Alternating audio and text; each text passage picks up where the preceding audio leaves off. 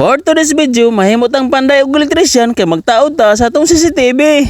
First time na ako nga magtaod og CCTV o magamit kini atong pagkapiling panday og elektrisyan. Dili ko expert ani pero nakamao lang ko tungod sa akong pagtan-aw every time nga nay magwiring og magpanday. Pamay-may lang gud. Ug ubani ko ninyo sa akong trabahon karon kung sakto ba gini ang ako magabuhaton. Ug usa lang nga atong goal ani ug mao na nga paganahon nato ang atong CCTV. Ug ang atong gamito nga materialis mao ang kahoy og sin kay adto ni nato ibutang sa atong pispan. Kay harbisono naman ang atong tilapia ug basin maunhan pata sa uban. Kani ako nang palit nga CCTV mura ra po ni siya og style sa magtaod ka og suga. Bartuhon ra no ni og dili kay nindot og quality. Pero ang importante nga natay security sa atong bispan. By the way, ang atong tilapia 4 months na sukad na to na palit ug ni-consume na ni siya og 8 ka sako nga feeds. Dagandagan gyud na hurot kay 10 mil man sad ni kabuok. Og unta sa pagharbisan ni puhon, maayo lang ang resulta para makaginansya ta. Og sa 4 months nga pagbuhi nako ani mga tilapia na ana po nanganak og daghan na po ang similya. Pero dili ra mo pud magdugay kay pagkan-ono po ni sa mga dagko. Ug mobalik ta sa itong gibuhat, ug mauna ni ang resulta. Ug unsa pa itong gidugayan, itaot ta ni aron matestingan na. Ako daning gibutangan og atop-atop kay just in case ko maguwan, pero ingon ni seller kay waterproof na kuno ni. Pero dili lang ta mo salig og maayo kay basin og pikin niya to na palit. Mao nga manigurado ta nga magbutang og atop para dali-dali maguba. Ug duha lang ka CCTV ang akong gibutang kay makita man sad ang atong pagiri, kay naaman siya sa tunga. Dili magilunta ko kahuna-huna og butang ani, kung naa pa lang gito ang iro. Pero kay daghang ang subak sa akong gibuhat, ako na lang gibuhian. Ug ang akong giganahan ani nga pispan dili gid mo hubas bisan perti panginita. Tungod kay gigrasyahan ta mao nga bunda ta sa tubig. Daghan gid ang gaingon nga swerte gid mi ning lugar.